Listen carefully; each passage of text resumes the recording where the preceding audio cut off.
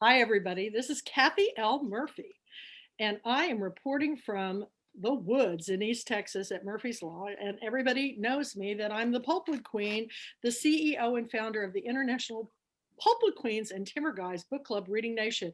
And I'm really excited tonight because I have some of my most wonderful authors here and my executive director, too, Mandy Haynes, down in the lower right, that have all joined me. And we just realized we've got three Kathys here tonight. So I first want you to just go, well, Eileen, you were the first to sign on. So introduce yourself, Eileen, and talk about your book. Oh, okay. I'm Eileen Sanchez. My book, I Have Good News, was shortlisted for the Goth Historical Fiction Award. I just found out.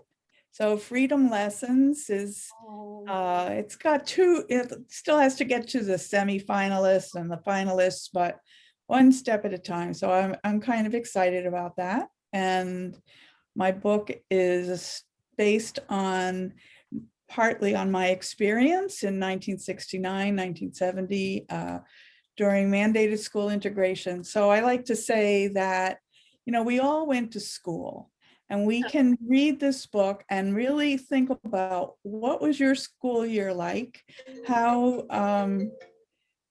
whoops, it's my husband. Do you need Oh, to well. No, well, I probably shouldn't have done what I did, but anyway, I'll catch up with him. Okay. Go ahead. Well, Okay, so the story is about how that mandated integration impacted a town, and the teachers and the students and the high school students, and it's from 3 points of view: a white teacher, a black teacher, and a black high school student. And Mandy has, after she read my book, and then it was not because of my book, but she found the Peck School and found the stories of the same year, the same 1969, 1970, and the same thing happened. They closed their black school, and then they couldn't graduate from their high school. So it's a story that happened across the South during that time, and it's something we can all connect to. it's something we need to talk about because I think it's important. And I think the answer is not so much that, we immediately have a solution, but we can learn from our history. And if we talk about it and discuss it, things are going to come to light on how we can come together to just make this a better world. So I'm excited about your book. I think every school should pick up that book for course adoption. You're having the first anniversary of Prose and Pandemic, of which I'm so excited about because I feel like, we were with you when you were born. It's so happy. You had your book, you came to Girlfriend Weekend, you started Prose and Pandemic, and now how many members do you have? 843, something like that. Let's take it to 1,000. Come on, everybody, let's go. Pandemic. So it's kind of like I was talking to Mary Sheriff today of Bookish Road Trips, and she said she just started this thing out as kind of like not even an experiment, but something she was interested in, and it's just taken a life of its own. And I think that's probably what you've seen that's happened with it. But isn't it a wonderful happening and you're helping so many people and authors, and you've certainly helped me. I'll talk a little bit more about that as we tell our stories tonight, but I'm very proud of what you're doing. I'm very proud. And anything I can do as the Pulpwood Queen, I am there. I was telling her, Mandy, I will promote this, get everybody on board. Let's see if we can take it to 1,000. Let's go, Eileen, let's go. So next up, let's go over to Kathy Ramsberger. Okay, Kathy, I had shared a big post about all the things you sent me, and you didn't see it. So I kept looking for it. I don't know where it went. I post so much stuff that unless you're on my page every day, you can't keep up. But I posted on there every day, but I somehow missed it. And I even, you even gave me this. Oh, thank you, Kathy. you posted under Robert's post, and I went looking again. And I still didn't find it. I'll find But it I'm for gonna you. I'll find find it it. for you because it was such a treat. But your book is next. I just posted right before this thing. I've got you at the top. I'm reading like I'm on fire right now. I'm trying to put all I this can insurance tell. stuff behind me, and I finally got Robert Waltney's book completely finished. Oh my God, the cicada tree. And then, I'm working on, I just read another author that will be a book club selection. So I'm on fire, and we're getting everybody organized for the next couple of months on where you're fitting in. And next up, well, let me finish with you, Kathy. So tell us a little bit about your book. And, I haven't started yet. I have it at the top, but I I'm will. not going to give you any spoilers, I promise. Okay, thank you. Thanks. So I write, all my work is about the connections between people. And most of my work is about the connection between people of other cultures, because I spent a lot of time overseas. Oh. And Shores of Our Souls is about a man and a woman, and they're star-crossed. And they meet in New York. He's from Beirut and she is from North Carolina. And she is working at the Metropolitan Museum of Art and he is working at the UN. Wow. But they have stories, they have backstories, and they fall in love, even though they don't want to at first, and chaos ensues. So the book both are about immigration, and they are about war and peace, and they are about how love conquers all, which is my truest belief. And I'm not necessarily a Hemingway fan in terms of who he was as a person, but I do believe what he said about war being one of the powerful backdrops for story is very true. And if you add love to that, I think that you've got a book. So we'll see what happens to them. You know what war does, don't you? It makes people understand what's important. And that's why the biggest romances were always done with World War II, World War I backdrops. You always hear more books are coming out on these wars and the love stories than ever. It's because people, it's just like COVID, you take something away and you realize, oh my gosh, I'm hoping romance will come back. Don't you? Wouldn't we love to have romance come back? I mean, it has completely disappeared from my life. So I am ever on the quest for reading books that bring me back to that place that makes you feel like, life is important. I can't wait to read it. I may have to start on it tonight. So thank you. Okay. This is great. Well, I think they couldn't be more different and they couldn't change each other's lives more. So that's my last little comment about it. I hope you enjoy it. Well, Kathy, my first husband was my chemistry tutor in college, and he was born in Africa. And so, and we married. His father was Italian, his mother was from the Ukraine. But I understand that because we went through the whole process of getting him to be an American citizen. And I did not want the relationship because I just come out of another one.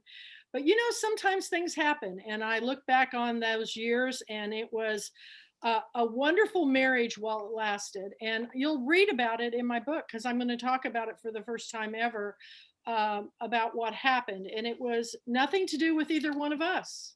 So the mystery, well, you'll have to read the book. And I'm writing The Pulpwood Queen Goes Back to School. And I've come to this point. Pat Conroy told me when I wrote my first book, he said, just write the truth. Don't be afraid of writing the truth. And I was too afraid. So I only wrote and gave away what I felt comfortable with. But I'm pretty comfortable right now of 2 years of being myself. I've lost all filters. Same at the same time, I would like to say that I accept responsibility for my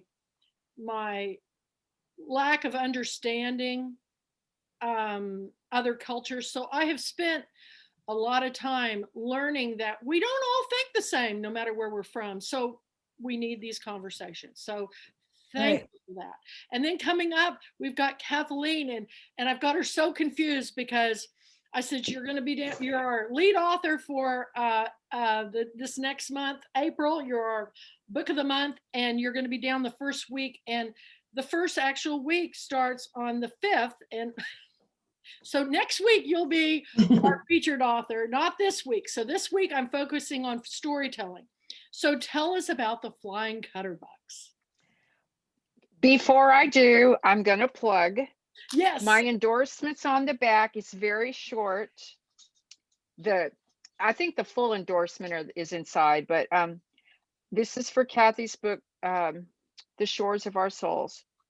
A stunning debut that enlightens and entertains. This well-written tale deftly shifts back and forth in time and place as cultures clash and two lost souls look for love and acceptance in a world that wants to keep them apart. Okay. So I'm sold. I had to plug that for Kathy. Do you want me to grab my book? It's up there. The Flying Cutterbucks. I got it probably right Okay. here. Hold on. We're doing it for each I have other. it right in front of me because I just did. Oh, Ta-da! thank you. Is it The Kathys, all the Kathys help each other. The Kathy, is yeah. downstairs. I'd have to run get it. These are beautiful covers. Freedom's Lesson is Thank you. the best cover. These are great. These are great. Wyatt McKenzie did a great job with that. And it really captures some things in the book, captures the essence. But I'm going to cheat and I'm going to read Johnny Bernhard's blurb that she gave. And she's one of our own Pulpwood queens of 3 authors. A Good Girl, How We Came to Be, and Sisters of the Undertow. Yes. So this is from Johnny Bernhard. When national politics triggers a buried family secret, the Cutterbuck women do what they do best. Persevere. Their story is the story of a resilient American family, fragile in its unmitigated loss, triumphant in the ties that bind. With a page-turning narrative and an authentic sense of place, the Flying Cutterbucks will make you laugh and cry while never forgetting the voice of Jewel, Aunt Star, Trudy, and Georgia. So it's my 4th novel. You all were talking about war. All 4 novels to date that are out in the world since 2008 have war as a theme. Somehow in the background, I write about military families.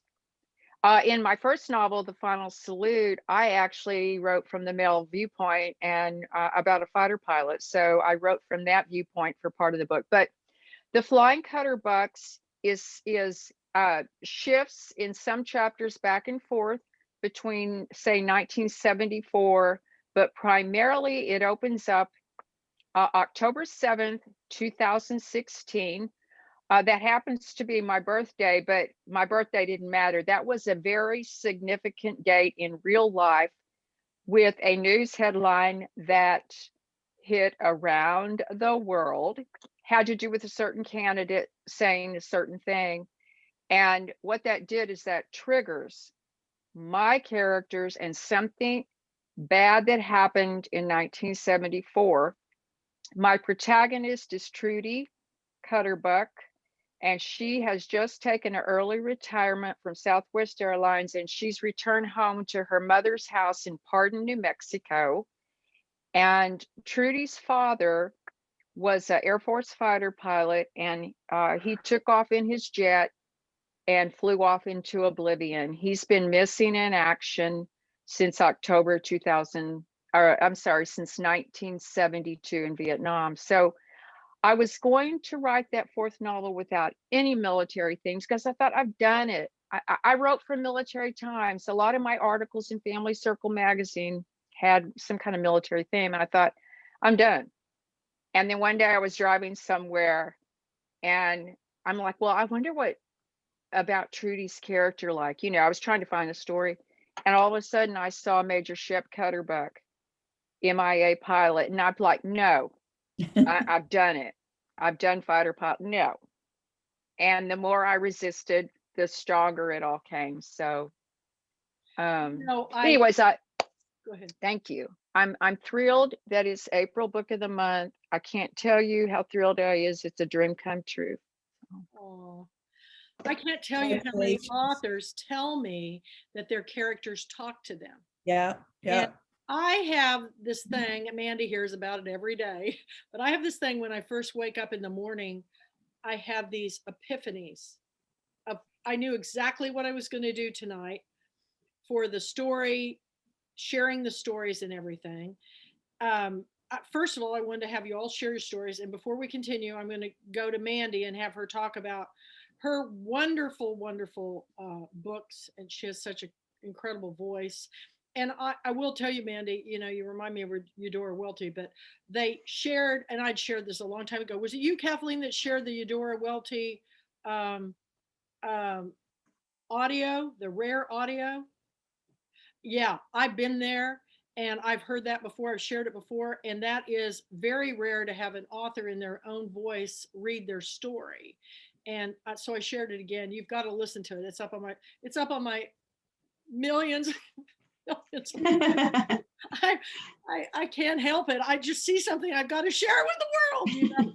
So, but anyway, Manny Haynes, executive director of the Pulpwood Queens, has two wonderful short stories, and she's working on many projects, including another book. So tell us all about it, Mandy. Okay, before I start talking about my books, I have to, Kathleen,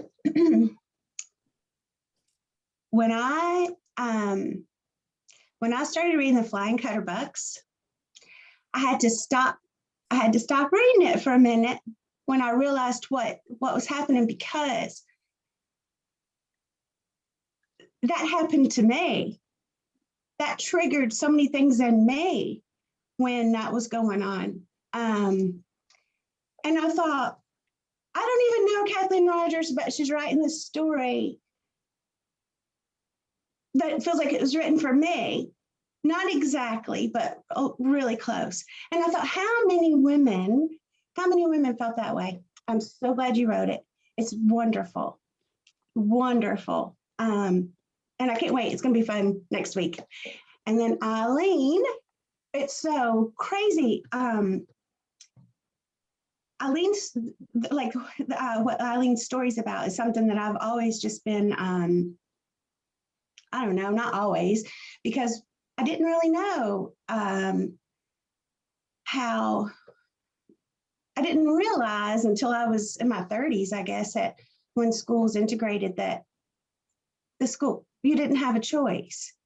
And I do know that it was, for a good thing, because so many Black schools weren't getting the education that they needed, and didn't get the support from the cities and for books and supplies. And but anyway, so when I learned all that, when I started figuring that out when I was in my 30s, though, that you didn't have a choice, when I read your book, it really opened my eyes. And I love how your characters, how you write, how the characters all are going through the same thing at the same time, and how it's so different. It's such an honest, true story. I just loved it. And so when I was asked to write this story about Peck High School, which was a Rosenwald school here, I was so excited, because I thought, I feel like I know, I'm kind of prepared to do the interview for the students after reading your book. So it's just crazy how it worked. And I haven't read yours, Kathy, and I'm a little scared because I don't want a romance right now. And it's like, what? I'm not, So Why don't you want a romance? You don't want a romance. You personally don't want a romance. Like me, yeah, not that I don't read a Well, romance. it's okay. It's a troubled romance. So Well, that's exactly what I don't want. I've had that. and it's not, it doesn't have the traditional trope that I don't want to spoil it for anybody that hasn't read it, but it's upmarket women's fiction and it's cross genre too. And I write partly from a male point of view. Well, So I'm excited about it, actually. I was teasing just that. Okay. I was teasing because it's just how funny Kathy and Eileen's, how that popped up in my life. Like, you know, there's stories and it's like, oh, I'm not looking for a romance for myself. That's all. I was just teasing. I think you're going to love this book, Mandy. I think I am too. It's my next one. It doesn't have the typical ending. I can't wait. Okay, great. Okay, so Sharp as a Serpent's Tooth is my most recent short story collection. And it's all female protagonists. And there's just a little bit of everything in there. Some of the characters are young girls, and it goes like one of the characters is 96, looking back on something that happened to her the summer she turned 15. So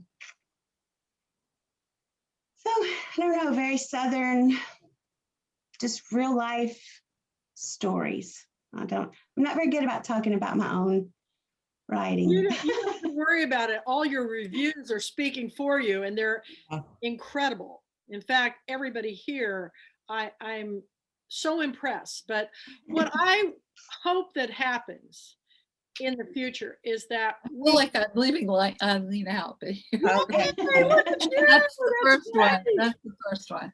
I hope in the future that we are not put into boxes. You said cross genre.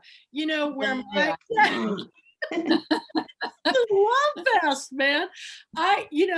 When my first book came out, which was a memoir, it was put in self-help, which, honest to God, when my agent, I said, what are we going to name my book? And she goes, I know. And I took a drink of coffee and she goes, we're going to call it the Pulpwood Queen's Tiara-Wearing Book Sharing Guide to Life. And I spit my coffee all across my computer. No kidding. I thought, oh, no. And I go, what are you saying, Marley? I said, guide to life. Everything I've ever learned is from the biggest mistakes in my life. And she said, but Kathy, who better to tell people so they won't repeat them? And I thought, well, but I was a little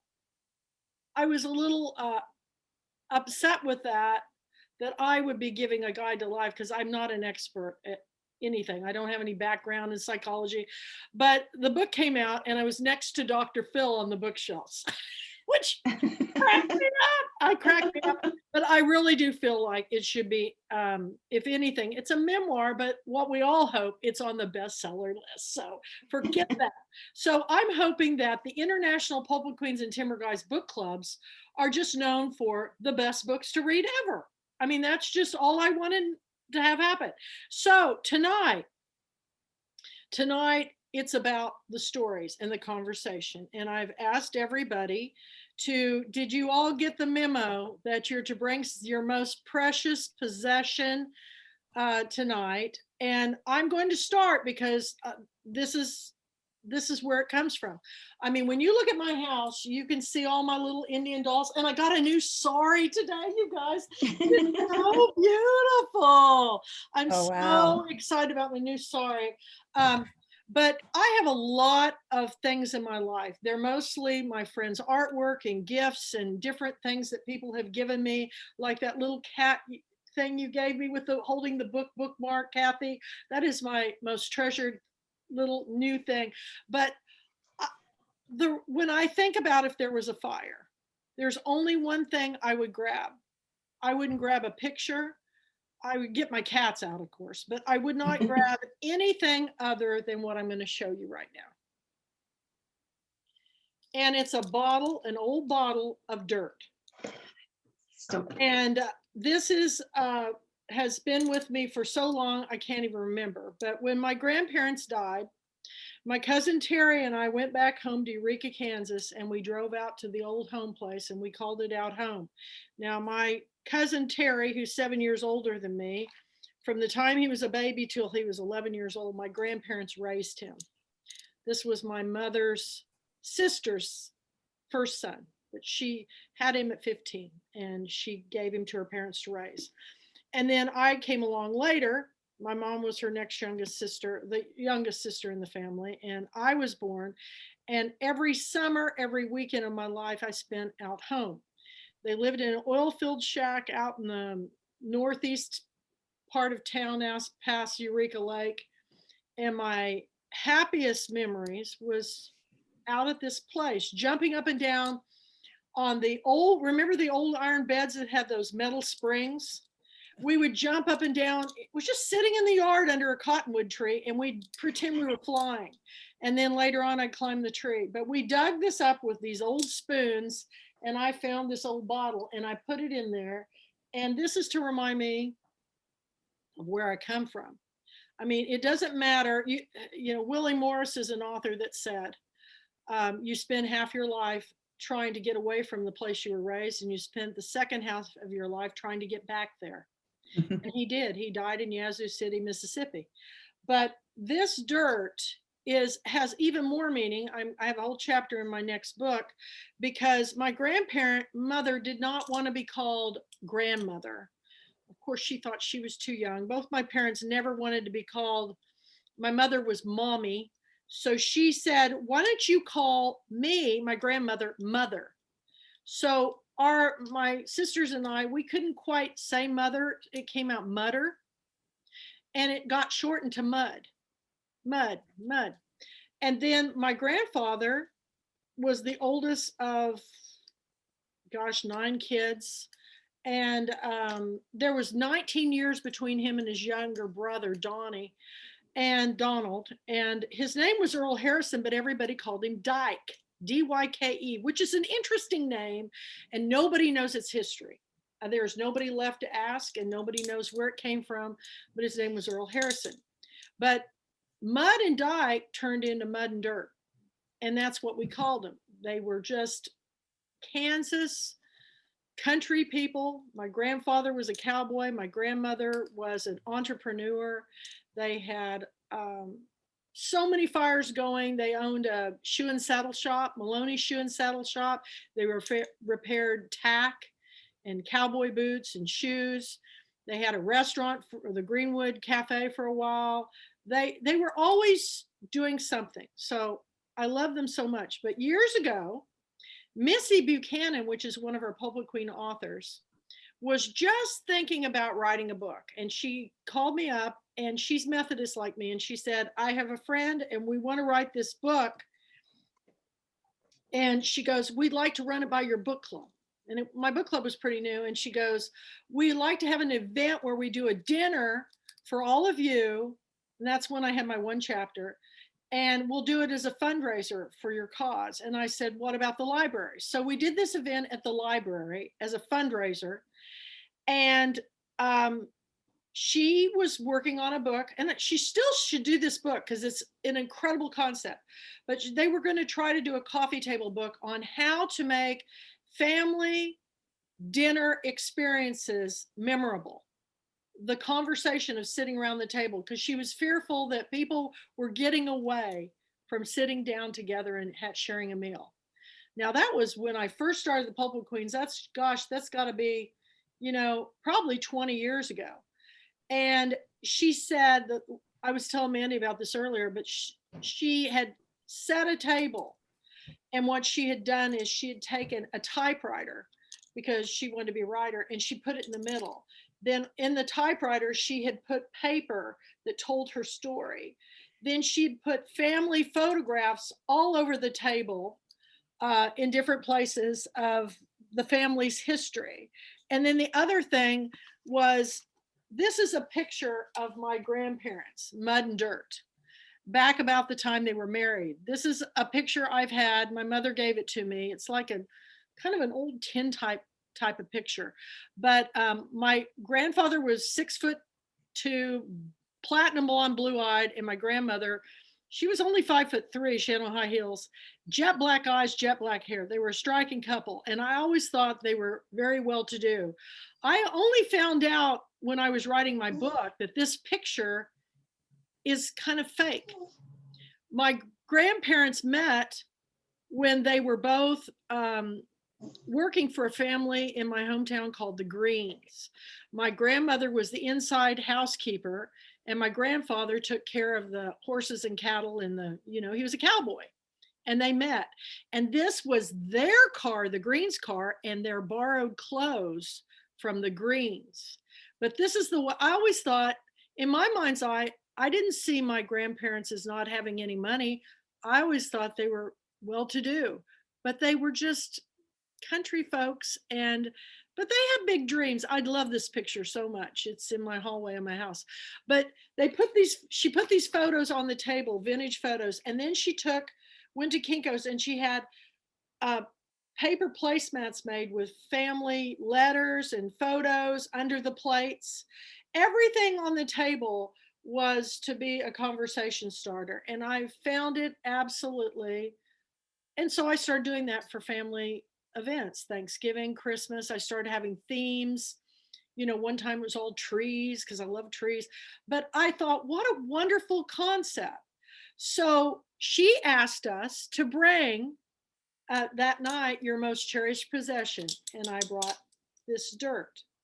And so tonight I'm carrying on that tradition of sharing the story of the thing that's most precious to you. There's no value to this. This is just Kansas dirt from Greenwood County.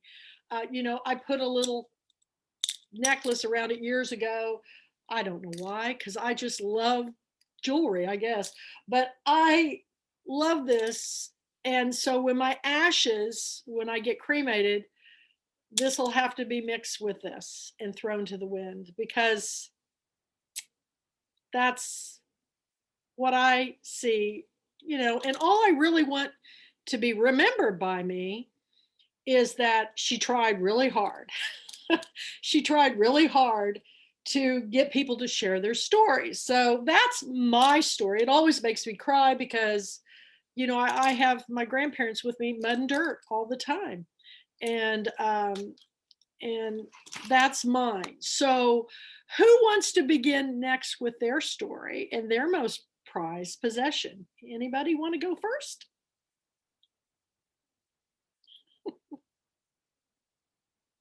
Everybody's scared too. I'll go. I'm not scared. Okay. I think I have too many prized possessions. Oh, so I have lots, but that's if there was a fire. Yes. Obviously, my husband, my children, and my cat. Yeah. My Bible that was given to me by my parents when I was 5, not just because it's the Bible, but because it has a bunch of my mother's writing in it. Does it have your name in gold on it? No, yes, it does. Mine does too. And my engagement ring, which has a story behind it. But more interesting than that, it has an O. Henry story behind it, by the way. This is in the book, so I'm going to share this. It's a Damascene box. It was a gift to me in 1981, and it figures in both my books, in all my books. It'll make a guest appearance, and I put my treasures inside of it. Gosh, Mandy, are you hearing this? I love boxes, but this is my box, right? It's my treasure chest. And I have the bluebird that showed up on my tub, and nobody claimed it the day that I asked my friend who was dying of pancreatic cancer to send a blue feather down, and a little plastic, I'll show you. A little plastic bluebird showed up. I don't know where it came from. And I have, this isn't in there because I just wanted to say I got this in Ireland, and it's when my kids were young, and it's my favorite picture of them. And this was the last gift that my best friend, who died on my 60th birthday, suddenly, gave me, and that's in there too. So those are a couple of the treasures. Oh, I love it. I love the box. So I need to hear about these boxes. I adore boxes. I am getting chills because I started this new art project. Because when I was a little kid, we didn't have very many books, but my sister was given a bunch of golden books for her birthday. And this book stuck out for me. And it all goes back to Missy Buchanan again, because I was talking to her about this. One of the books that was read was The Littlest Angel. And do you know the story of The Littlest Angel? Oh yeah, I was the littlest angel. The little boy goes to heaven and everybody's bringing all these gifts to, and he doesn't have, and so he goes back to Earth. He goes back to Earth and gets the box under his bed that has his most precious possessions. And in the box is a rock, a feather, an eggshell, the things that children find in nature. So I started this new project and I'm painting boxes and I'm calling them treasure chests. I'm not kidding you. I've got chills, and this is the one I'm working on. I waited for your art. This is my first one that I worked on. Oh, it's got a painting on top, and it's going to be, I've got to hinge it. I've still got to paint the inside. And every person that gets one of these boxes, inside is going to be a little item from nature that I found that put in there to help them start their treasure chest. And somebody said, oh, that's something I need to get my grandson. I said, well, I don't know if they want to pay. I've been working on these for weeks. I've got 12 of them going, but this is they're treasure chests for adults. Yeah, they're because we all need them. We need those too. The things that we treasure the most are exactly those things that you just mentioned. And I cannot believe, is that not, I feel like that's it. So I've been waiting, because I've been waiting for the right piece of art from you. Like, you just know it because it goes whoosh into your heart. And I've been waiting for these boxes. So thank you, Kathy Murphy. Well, wait till you see all of them, because they're all different, one of a kind. And I'm going to have them all ready for my gallery show, but I'll let you see them all first. But we'll talk about that later. You've been so generous to me. Let me send you one. And so me. I just think that is the weirdest connection ever. So that is that's exactly the kind of thing that I think will inspire others. It's the memories that we have of when we were in our happiest times. You know what I'm saying? And it's not a tangible thing. I had an arrowhead in mind as a kid. I had an old broken jewelry box. And I remember I painted it hot pink. And then I painted in gold metallic paint, fleur-de-lis, all this little scroll work around it. And then I put rabbit fur on the inside of it. And I had an arrowhead. I had an old coin.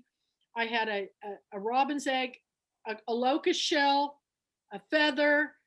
And what I did was I went out and I cut out a piece of sod under my tree house and lifted it out, and I dug out a hole. I'm so stupid, I'm a kid. I just stuck it down in the hole and put the sod right down on top of it. And I would get it out every once in a while. I wish I still had it, because it was like your box. It was your treasure. Right, precious. It was precious. And I had that memory. And then that's what we did. There are things. It was just what we did. We dug a hole and we put it in it. My goodness. Well, I'm going to cry over all these stories. Okay, who's next?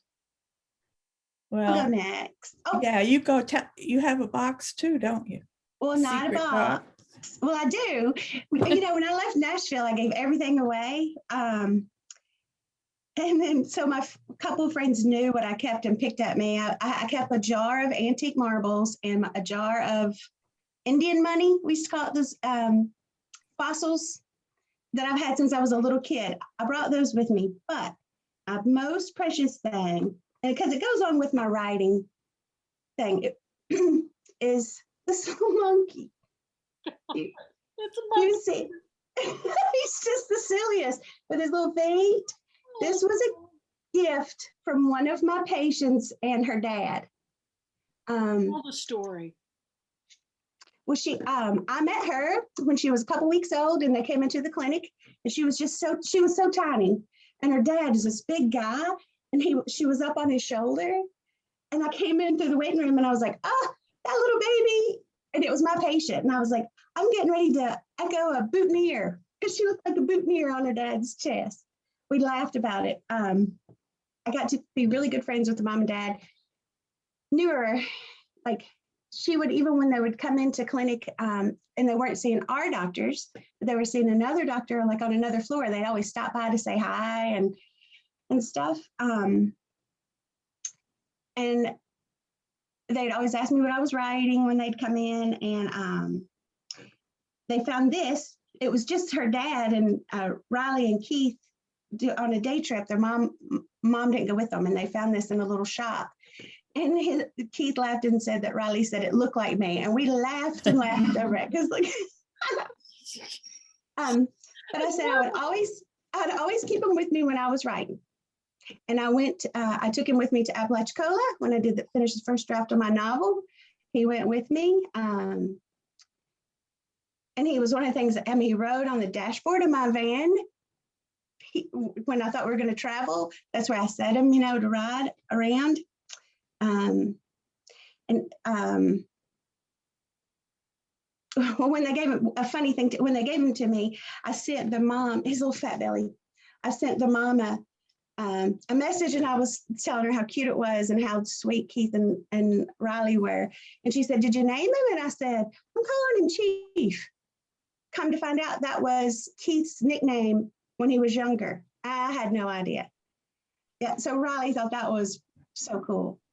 And Riley's the little girl that passed away right before I left. She's one of the reasons why I finally quit. But I'll keep this with me forever, and I'll think of Riley and Lisa and Keith. And yeah, I will. If I would grab my dogs first, Yeah, and Chief, like this would.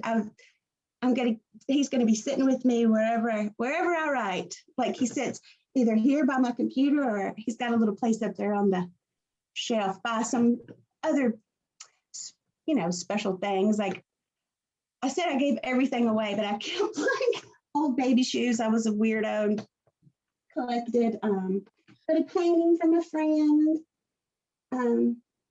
So Chief sits up there by the painting of the sunflower. That's his special spot.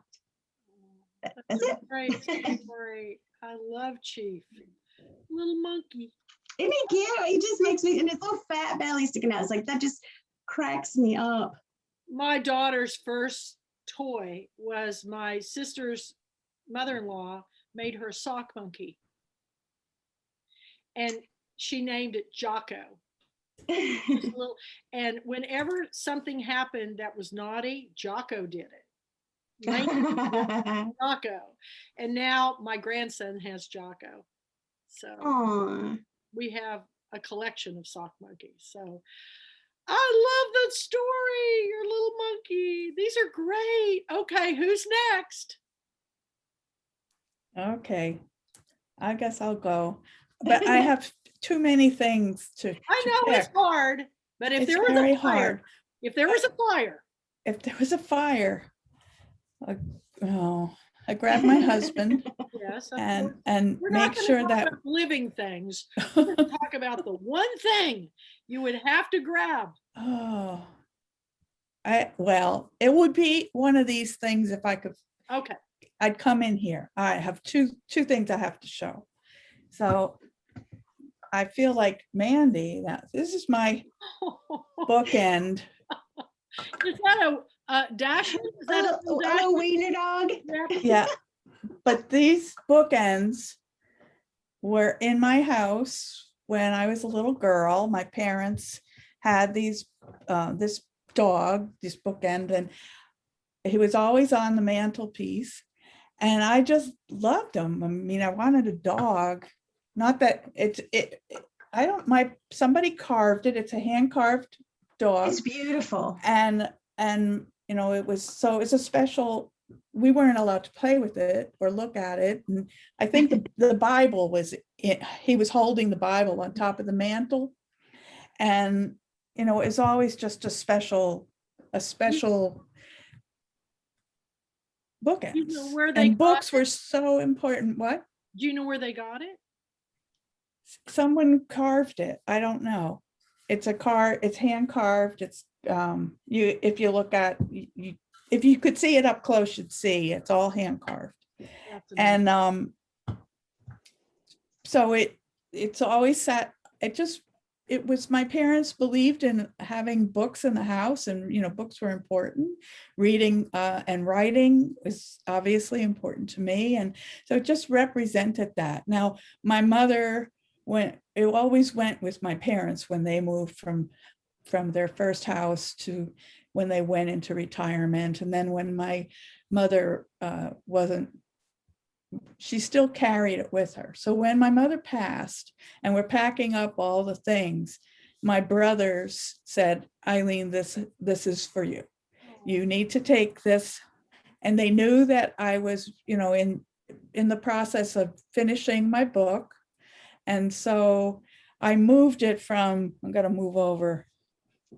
It usually is on that shelf, and it holds my freedom lessons, my books, because that's what, it's just a special book. Oh, And that's my special Dashan. So Oh. I have that. But as you were talking and saying, like, this is one more thing that it's a classroom. From my classroom when I was a teacher, and I had a class of special education students. I was a special education teacher, and this is from like 35 years ago. Oh. And I just always carry it with me. Whatever job I had, whatever classroom I taught in, it was always hanging on my door. And even now, it's just always with me. So I had it hanging, it's behind my laptop. I just reached over to pick it up when I thought, this is a very special memory. So I think I would grab this. It's nice and soft. You could have a pillow and my dog. Protect your little dog. My first dog when I was 5 was a red dachshund. And my only dog was Prince. Yeah. Mine was Fat Albert. My favorite cartoon when I was 5. It's Fat Albert. I watched that show. I loved it. Oh my gosh, that's a great story. I love it. Okay, Kathleen. Eileen, you were talking about your parents kept the Bible in the dog, God, dog. Right, that's right. So Right. I did not get the memo. Kathy, thanks for sending me the link. So I just grab, my house is clutter.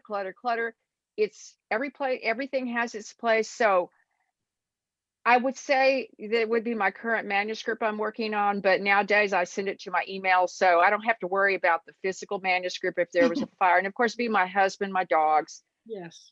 books. But this is what I pulled off at the last minute right now. Okay, so what this is an award. It's very heavy. I received it in 2017 from, I grew up in Clovis, New Mexico, Podunk. So Clovis, New Mexico, a little railroad cow town and an air base, 5 miles from the Texas border. It says it's from the Clovis Municipal School Foundation. And that year I was honored. I got the call February 2017. And they honored me with this huge award banquet in May of 2017. Tom and I went home. There were 4 others. We were inducted into the Hall of Honor. When you go into the school lobby at my old high school, there's a wall of honor, not the wall of shame, but the wall of honor. I could be on some walls of shame. And every year since 2013, they pick like 4. So mine says Celebration of Excellence, Clovis High School 2017 Hall of Honor, Sports and Entertainment category awarded to Kathleen M. Rogers. And here's the story. I wasn't the best student in high school. My high school was 10th through 12th grade. I declared myself a writer my junior year in high school because I hated the first couple of days I was in home ec. I hated it because I was never getting married or having children. And I whined to somebody and they said, go talk to so-and-so, see if you can get on the high school newspaper. So that changed my life. But so they honored me because of my writing career, and my writing career started there when I was 15. And that night I had to give a 2-minute speech.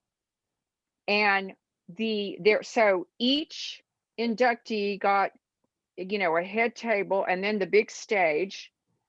And in my hometown, it was it was fancy. That's my favorite word. It was fancy. And our table was right in front of the podium. So my mother, who's still alive, my mother was there, my husband, a man from ENMU where I started. He had been the media guy there, so he came as my honored guest. My one brother, Richard, and his wife, and one of my mother's friends. But in the 2-minute speech, I even said to them, this is my Oscar moment, because no matter what all I've done, I wrote for millions of readers for Family Circle. I had more readers with the magazine than as a novelist. My dogs. Yeah. Standing up there and looking out at all those people in my hometown where I was born is everything. So I've won several awards. Some are specific to a book. That one goes back to my childhood and my old high school. So Yeah. I think What? to be recognized at home is wonderful, but I've got to tell you my story because you're going to laugh. So, this is terrible. I probably shouldn't tell this story, but when I was on Good Morning America, I kicked off the Read This Book Club, and then I was on there a couple of times and been on Oprah and all this stuff. I go back home and, I have my first book signing. And my best friend, Heidi Server-Tyscriber, she said, they should have a plaque for you. Hometown of Kathy Murphy, and I said, oh my God, she go, you're the most famous person in town. I go, no, Heidi, you are.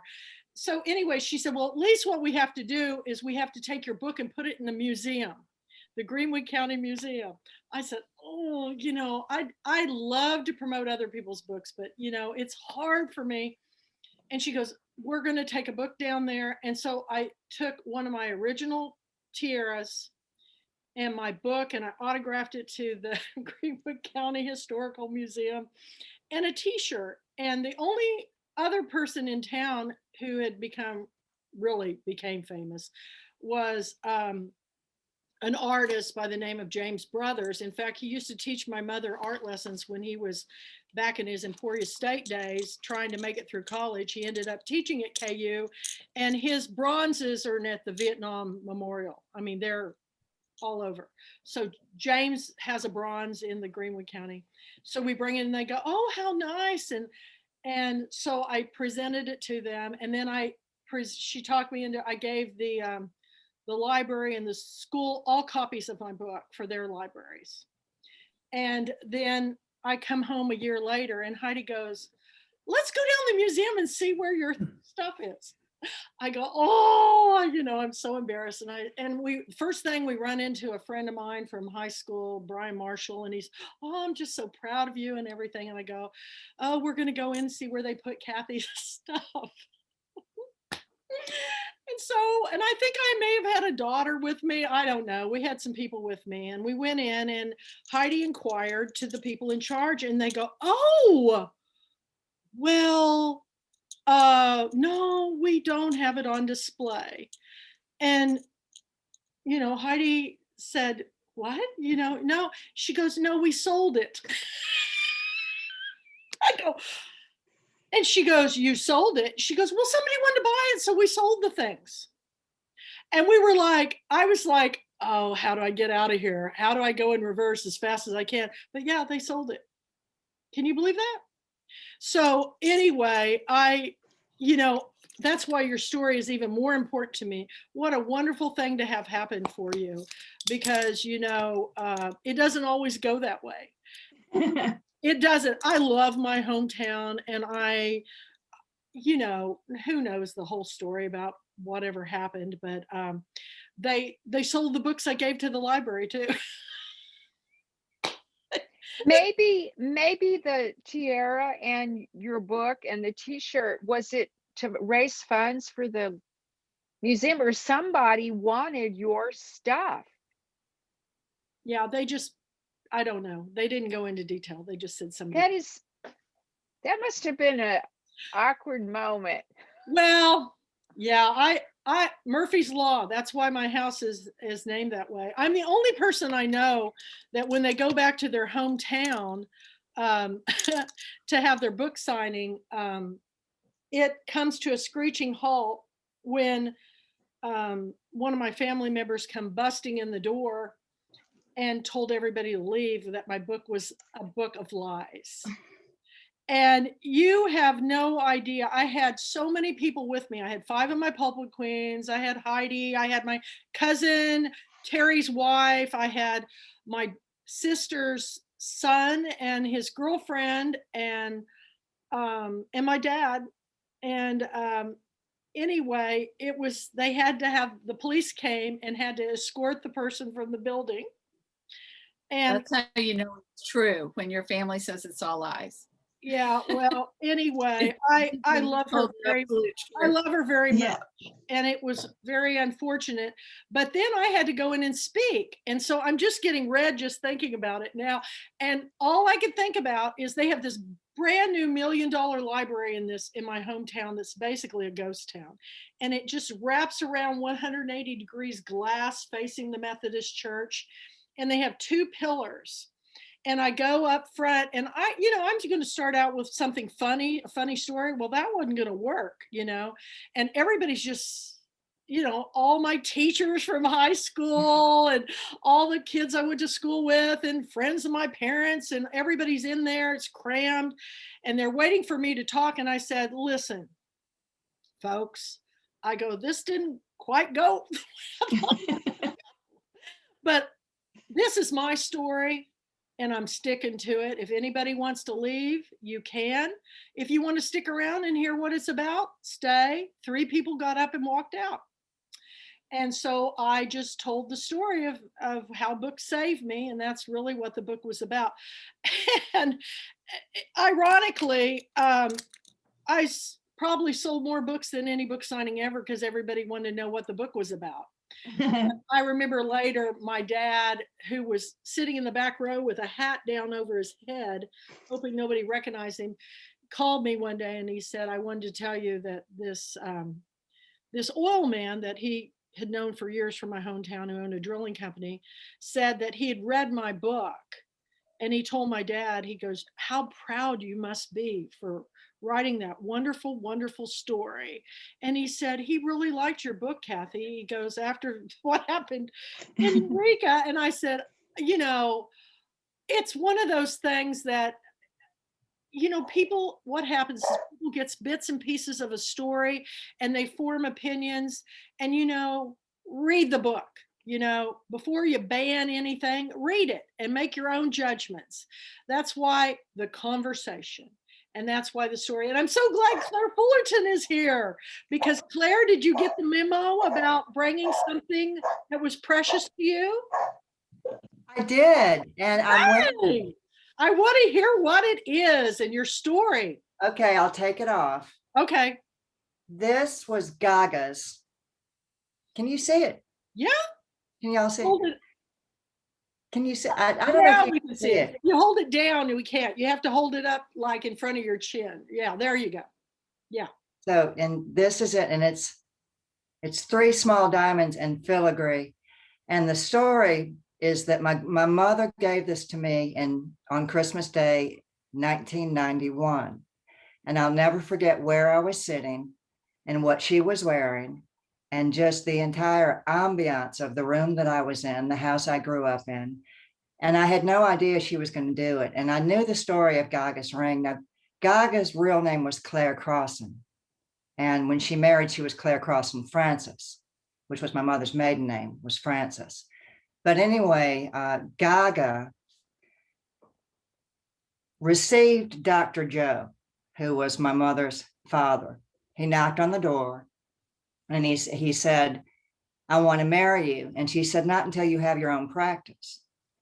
And he went and he got his own practice, and he came back a year and a half later and he knocked on the door and he said, "I have my own practice." And she said, "Okay, I'm ready to get married." And he gave her this ring. And he said, when he gave it to her, that when he, through the years, as he made money and was more established and all that, that he intended to replace the ring with something bigger or whatever. And he went to do that like about 10 years later. And she said, "No, I believe I'm going to keep this the way that it is." And so the ring has a story. And I remember hearing the story repeatedly before I ever really saw the ring, because it was in a safety deposit box or whatever it was. But I am the only girl, and I have worn this ring every single day since Christmas Day, 1991. And so it is my most prized possession because of the sentimental value. And it reminds me of the women who came before me. That's a wonderful story. Thank you. You're going to have to come back and listen to all these stories. They're just teared me up. I wish we had all of our authors here so they could share all their stories. We'll have to do this again, I think. So definitely so. But the interesting thing is, we think that, people would put, something that has very high dollar value, but it's actually the things that mean the most to us in life is more the sentimental. Yes. My mother gave me an antique diamond ring for graduation. And my oldest daughter, when she graduated, I gave her an antique amethyst necklace because she was, her middle name was Amethyst. So when my youngest daughter graduated from high school, I had it resized and gave it to my youngest daughter. She never takes it off. It's on her hand and it's just a teeny diamond, but it's filigree and it's white gold. It's beautiful. It cost me a fortune to have it sized because her hand's a lot bigger than mine was back then. But the thought of her wearing that ring that my mother gave me, or my daughter wearing,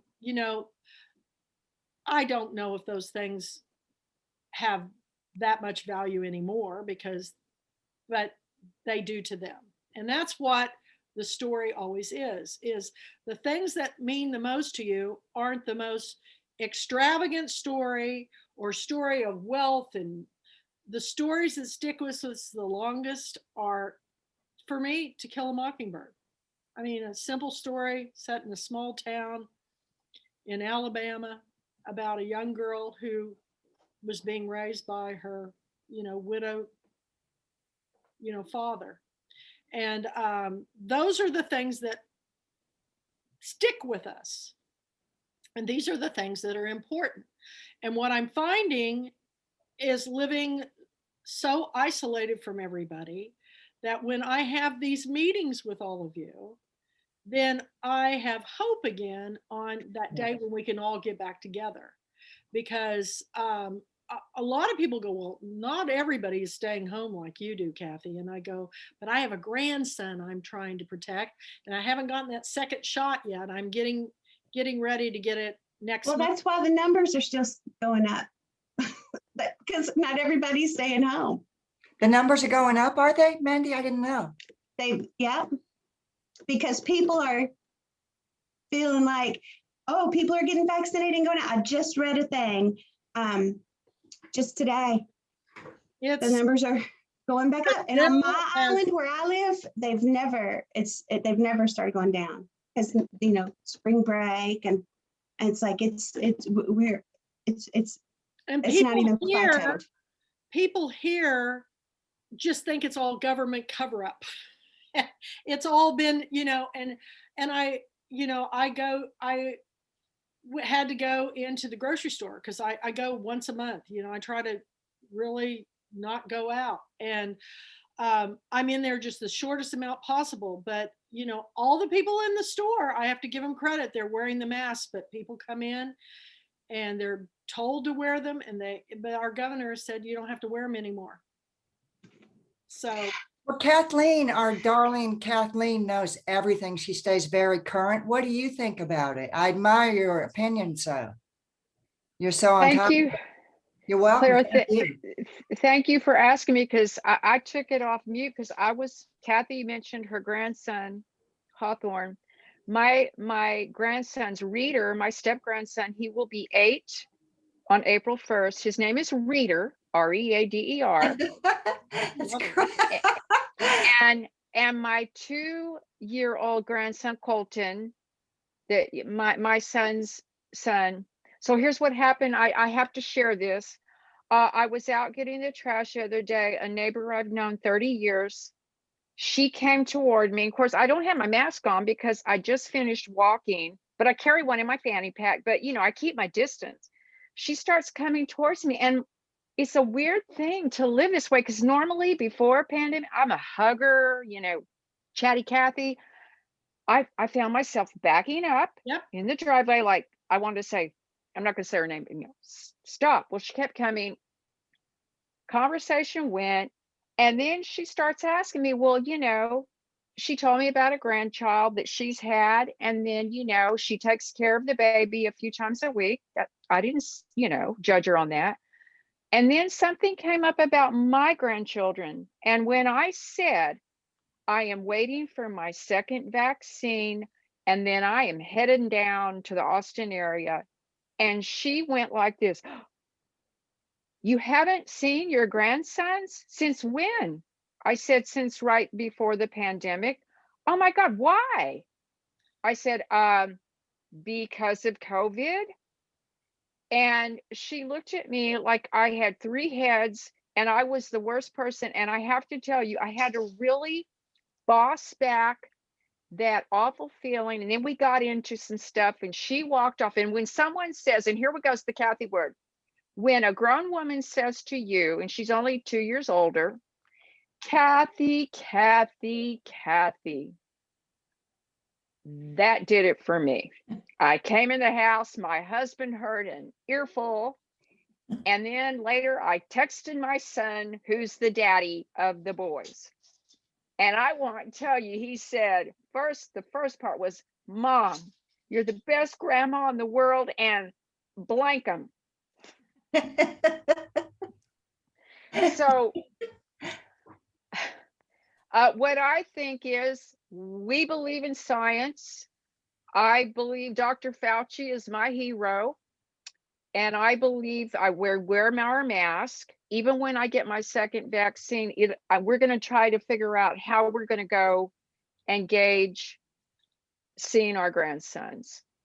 And is that vaccine, Kathleen, to your knowledge, is it for a lifetime or will it be yearly that this is required? Does anybody know? I don't think they know yet. They don't know yet. Yeah, they don't know yet. They don't know because yet. the public perception seems to be they get the shot and they're fine. The most recent research is that we're going to need boosters. Yeah. I live really near NIH, so unfortunately I know all this stuff. I bet you Well, did. Yeah. Well, I worked in medical for 26 years and I still keep up with all the doctors and the nurses I worked with. So So what do That's they what- say? be smart. I'm doing the right thing. You're doing right. Stay in. And if people would have done that, we wouldn't be in the shape we're in now. And they are really worried too because the numbers I just read, and I wish I don't have my phone. It's on the charger. I'd look it up real quick. They said that Brazil, it is so epidemic and it's young people. It's hitting young people in Brazil. It's really, I mean, it's bad. And it's not, everybody keeps emailing me saying, so you're having Girlfriendly Weekend Live. No, I'm not. I'm doing it virtual until I know that I can keep everybody safe. It's going to be online. And that's my decision because if I ever, I found out after Girlfriend Weekend last year, we had some people there that they think they had it, but nobody will ever know because they won't test you. For the past, when I go to the doctor tomorrow, I'm going to have I'm going to insist on getting an antibody test to see if I had it. But when I was in Rotary International for years, and we worked really hard and partnered with Bill Gates and everybody on eradicating polio. And there's 2 countries in the world that will not, to this day, they feel like it's going to sterilize their women. They will not let their children have the polio vaccine. And I just watched a film on a little boy that got polio because his parents wouldn't vaccinate him in those countries. And we can't eradicate something if we don't follow the guidelines. So if we don't follow this, there's just going to be more and more variations of it coming out. And if everybody would just do it right the first time, my doctor won't let me do anything because of my health issues. And so, we have to do what's right in our mind's eye. And the scary thing is you can carry it for, and not even know you have it. And, right. And that's my biggest fears. What if I made somebody else sick? Because in my dumb mind, I'm like, oh, I'm still young and healthy. No, I'm old and fat. And it's like, it would not be good for me.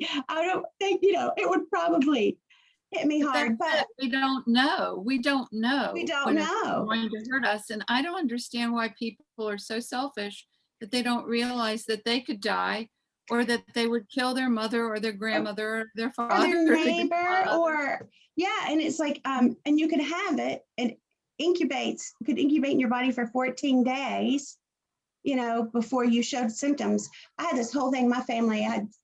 Some of my family flew in and drove in from California and Florida, and everybody ended up, and my brothers had a kidney transplant, and I was just like, please, please, please stay home for Christmas, and same thing. You don't want to see your family? I love my family and I want to see them alive. I don't want to go to their funeral. It was awful. And it's just turned into, so one of my family members thought I blamed her. No. That's just it. You don't know. You don't know if you brought it or some.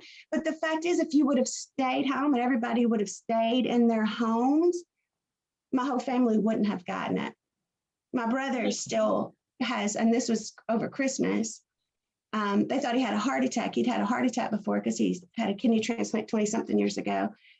He's my little brother. And it's like, I have a hard time with it. And then come to find out, so I begged them not to go to my son's house with my grandkids.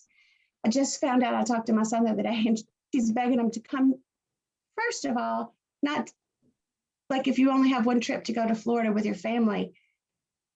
I'm the mother, but come see them during spring break. When I said, please don't go to their house over Christmas because I'm worried about the virus. And she's begging them. She was like trying to get them to come to her house for spring break, my grandkids and my son and my daughter-in-law. I'm like, in the middle of a pandemic, because it's still going on. Yeah, but our grandchildren came last weekend, and because we have 2 vaccines, we waited the 2 weeks. What, and you waited the 2 weeks? The You 2 were doing- weeks after our second shot. And then, no, because my grandchildren, they're 8 and 11, they're the youngest of our grandchildren. And, they go to school. They don't have virtual school, they're in school, but they're all practicing the precautions. And, thank God we're all good. And we had a great weekend. But, I think it was 2 weeks, the last weekend before, some friends asked me if to meet them for lunch, because now we're all adults that have had the vaccine. We can go out to lunch, still practice it. But I said, no, I'm not going to do it, because I didn't want to, I wanted this weekend to be not to get messed up. Yeah. So, yeah. we're still, and I'm kind of disappointed that people are not paying attention now. They're being a little too risky, because I felt like we were really on the road to be able to do things. And, we've got some plans in May. I don't know, maybe it won't happen. My to- daughter's college graduation is in May, so I am getting my first vaccine. It's going to be really close. But I think I'm going to be able to make it. But even then, you wonder if it's safe or whether it's even going to happen, right? It's so sad. It is really sad. It's really It's sad. like, if we could just wait, though, if we could just wait a little while longer,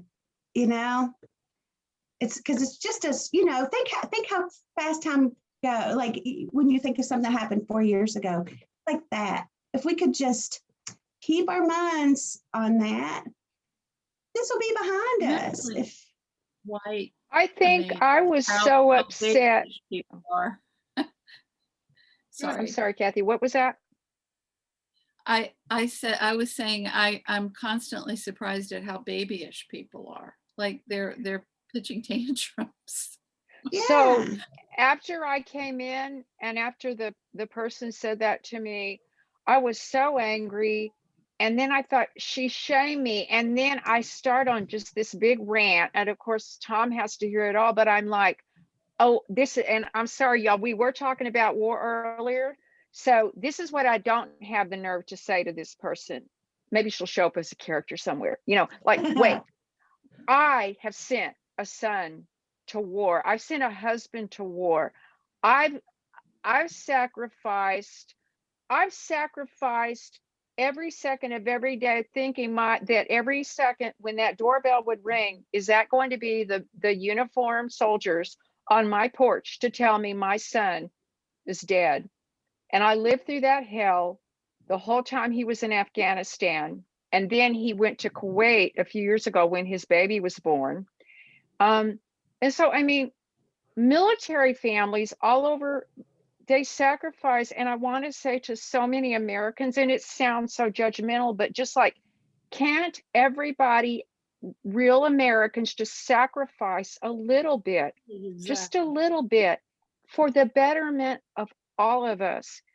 And when I told my son in that text, I said, I love Reader and Colton, and it has been one of the hardest things not to see.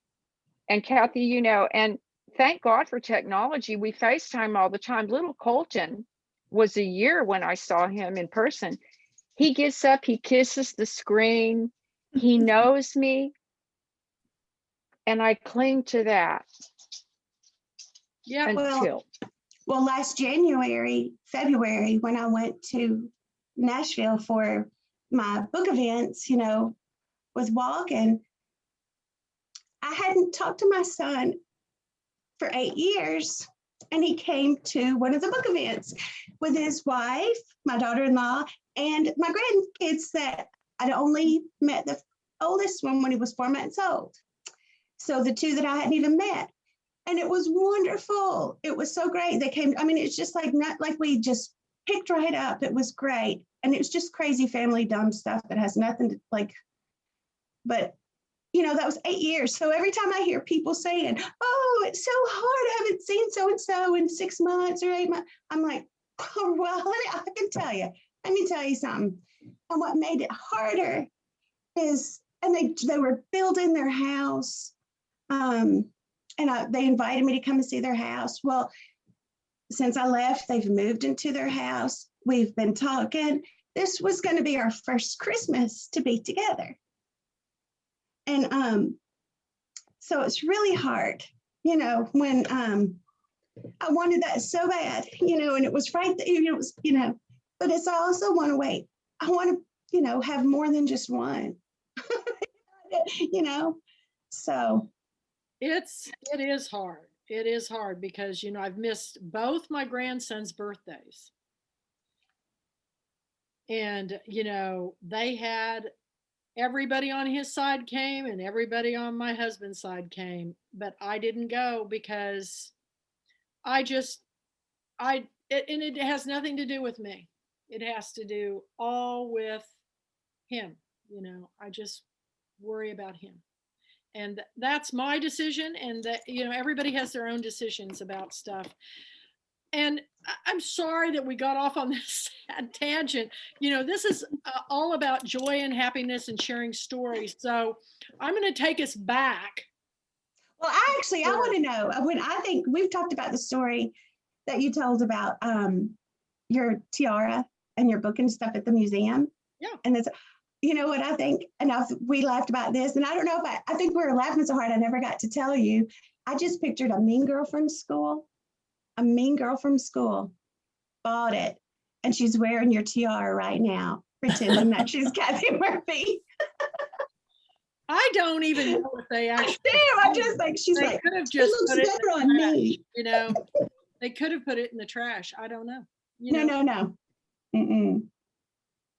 No. Well, it's probably like you were a celebrity and people wanted, it's like Marilyn Monroe or Princess Di, right? Well, it is. It is. And we never know who. You can go to a bookstore and order my book, or you go to my website and order the t-shirt. I mean, but no, they just said somebody wanted to buy it and we sold it. Well, they shouldn't have sold it. That's not but what it's autographed to the museum. Whoever's got it, it's going to say forever in it, the Greenwood County Museum. So I told my dad and he goes, he was so mad. He was like, you gave them a book and they sold it. And I go, yeah, well, they did. It's and it's probably one person's decision, but it makes me wonder about things that are donated to libraries and stuff. I remember I donated for years books to the hometown library in memory of people that had, like, my landlord's wife, Pat Moore, was the biggest Elvis Presley fan. And I was a book publisher's representative. And we had this huge Elvis Presley gold pop-up, gorgeous book. It was expensive, like $75. And I donated to the library in Pat Moore's name. And it was in the dollar yard sale. Oh. But it's like you say, once you give a gift away, then it's their right to do with it whatever they want. But that's another story. But I am so excited about you. They recognize you in your hometown. And my friend Heidi goes, I'm so sorry, Kat. And I go, nope, it's just pretty much par for the course for me. I mean, this is just, that's Murphy's Law. I've gotten to be where it used to bother me. Now I think it's funny. I go, I wonder if I gave him a bronze statue if they'd sell it. I swear I thought he said, I wonder if I gave him a bra and a statue. That's what you should do. I actually offered to donate a painting to our hotel and they didn't want it either, because it didn't have any art on the walls. And we had our class reunion. I said, would you like a painting? And they said, no. Weirdos. I know. It's, but it's probably again one person's decision. This is the thing that you always you tend to think it's the organization. It's usually one person's decision. So you just let it go. Only thing that matters to me is this. Well, what's really bad is the person that said no probably didn't realize at the time you were saying your art, and they're probably kicking themselves still to this day, like, oh, Nah. It's, it's just, I just laugh about it. That's all you can do, or you cry. But that's why your story is that much more.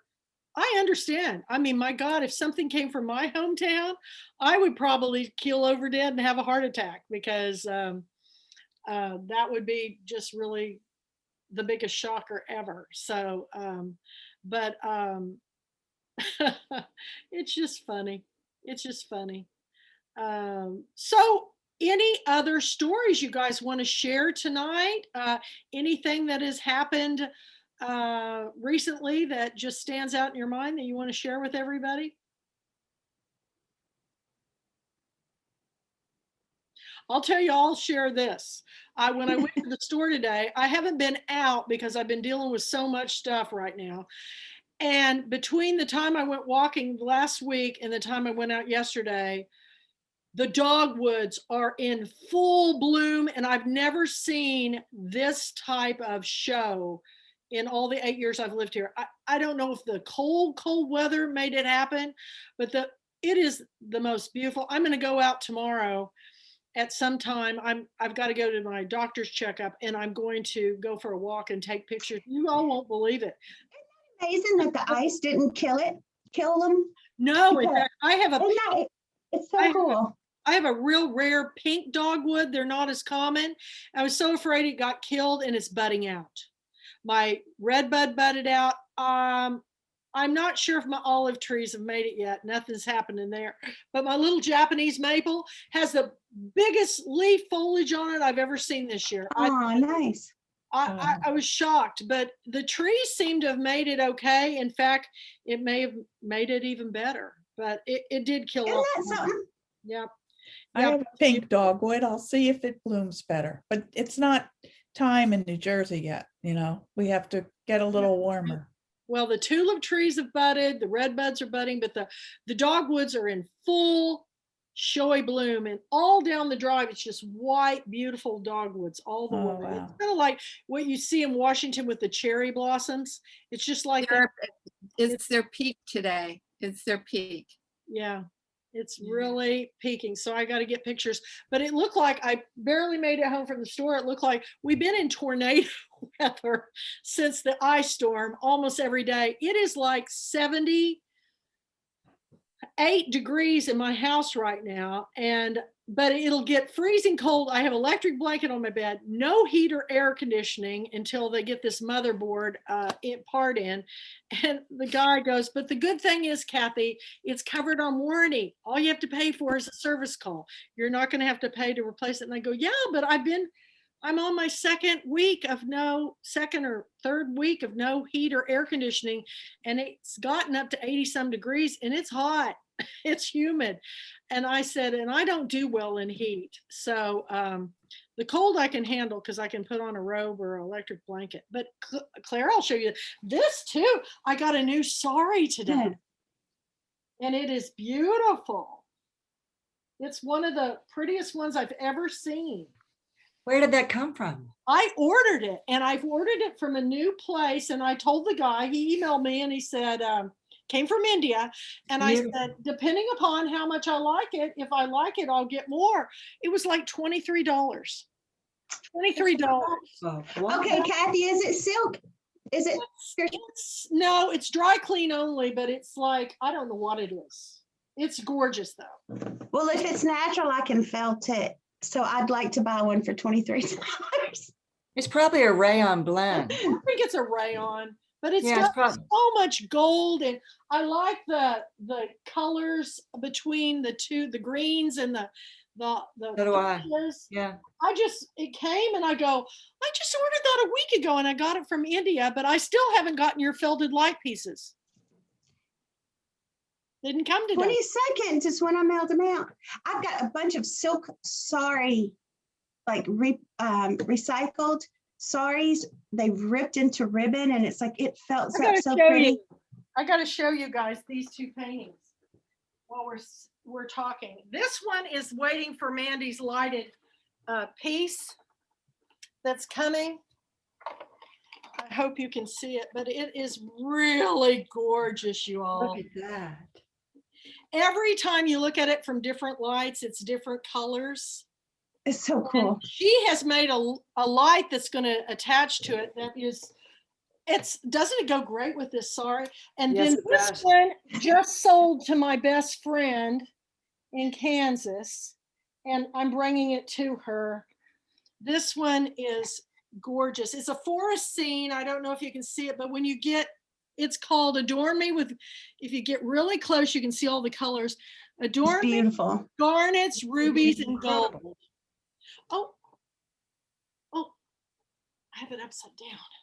There you can see the floor. And It's so pretty. I've got this one behind me that's got, I just finished. And then I've got another one over here behind me that I just finished. Ooh. And I've been painting nonstop, you guys. Whew, I got flushed when I was telling that story. Kathy, where's talented, the Kathy. painting? Huh? Where's the painting with the book that looks like a road? I got rid of it. She changed her mind. It was too. When I start paintings, I have ideas in my mind, and then I looked at it one day and I go, it looks commercial. I loved it. I took pictures of it, but I painted over it. That's right, Kathleen, guilt her now. No, you make a great book cover, but it's not going to be mine. But I'm really proud. I'm really proud of my little boxes my little treasure boxes that I'm painting. And this one is Wow. I've got 12 of them that I'm doing, and they're going to have little gold clasps and hinges, and Wow. they're to hold your treasures. Yeah. They're treasure chests. And oh gosh, Kathy, holding them upside down, but it's a portal. So pretty. It's I'm so really pretty. excited, and it's so weird that you would talk about boxes, but I have always had a thing for Yeah, little that's mine. boxes, and I have a lot of little boxes that I picked up on my travels from Italy and different places. But I've been and I've got lots of chapters done in my book. I'm going to try to have it done before 2022. The Pulpwood Queen goes back to school, and I'm telling all these stories, y'all, and I don't tell them to be hurtful to anybody, but I do think that people sometimes need to know that they may not see. I mean, I think they realize, they thought they'd never get caught, but I think people just think, oh, somebody wants to buy it, let's sell it, where are we going to put it? But I think that people need to know that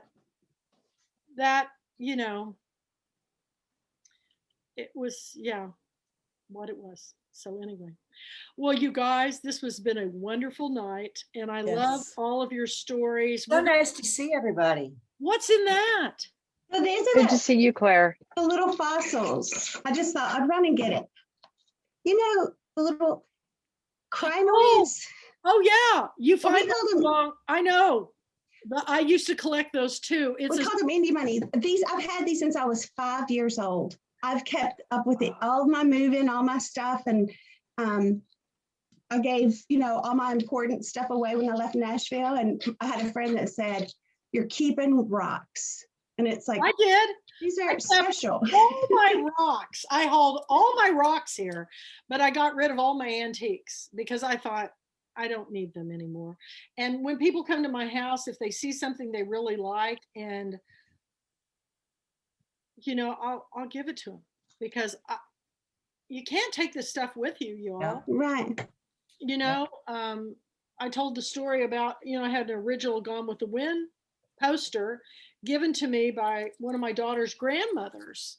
And she said, I know you love Gone with the Wind. I said, I do. And I had it framed, and it was original poster. And then my friend Margie was over here, and she just, every time she just say, oh my God, I can't believe you have an original poster. And I said, Margie, does it mean that much to you? She goes, well, really not to me, but I have a grandson that is the biggest Gone with the Wind fan. So I asked my girls, I go, do you want this poster that I have? And they go, no, Mom, no. They want. Don't you love when you say that? When they say that. They're minimalists. They want, the streamlined homes. They go, my house drives them crazy.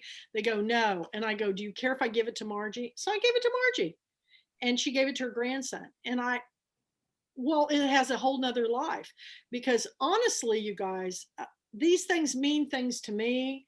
I have a lot of paintings. I have Mandy's artwork up on my wall. We recently did a collaboration where we're doing these collaborations of her lights with my painting, but this one I'm not giving up, because she did the art and I did the art. And she said, I'm sending you one of my light fixtures. And I looked at it and I said, I got to show you. She got so excited. You know how Kathy does. She was like, yeah.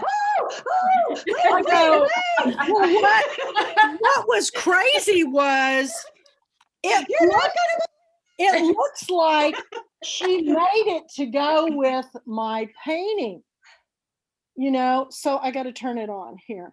So this is my painting here. It is crazy how if you look at this during the day, it's exact same teals and aquas, and it's lights up. And this is the craziest thing. You can even you can change how the lights go. And so we're doing these collaborations, and it's beautiful during the daytime, and I love it so much. It's called Fernandina Beach. Fernandina Beach. Is that right? I can't say it. Fernandina. You have to talk fast like me. Yeah. Fernandina. It's hard for me to say that word. I don't know why. I still love Suzanne Hudson, who I love when she mails things to me. She sends it to Fernando Beach, Florida, and it comes, and I love seeing that. To Manny Haynes at Fernando Beach. Look how beautiful it is. It lights up my house. It's just so beautiful. I love it so much. It's just every time I look at it, it reminds me of Mandy. So I'm not giving that away.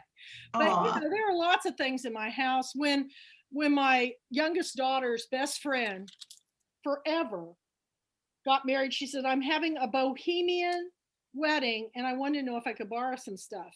I went through my house, and 2 carloads later, she said, okay, I'm going to bring it back. And I go, no. I want you to keep it. She goes, well, does it look like anything's missing in here? No. I had the ceiling covered with umbrellas. I took them all down. I had a giant umbrella in the house from India. I gave her that. I gave her everything. And then I turned around, and I don't know if you can see this, but I gave her all my puppets. So guess what? I got some more.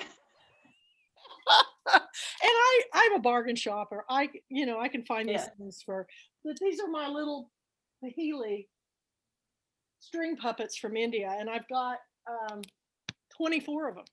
I love them. So I just, have puppet shows with myself.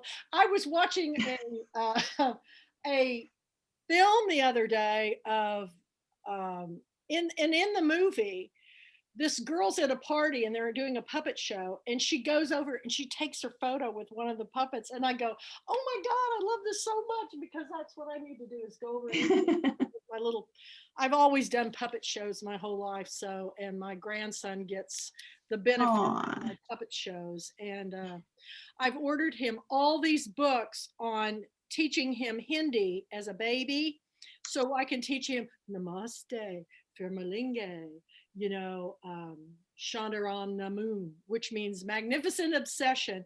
But he loves Bollywood films. And the last time he was here, he was doing Oh, His mother doesn't know it, but I'm going to get him for Christmas this year an outfit from India with the turban.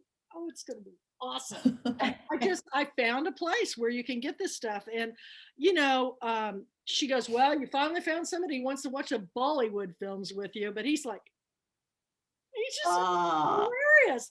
He just is into it. And I go, well, life is short. You got to make it as fun as you can.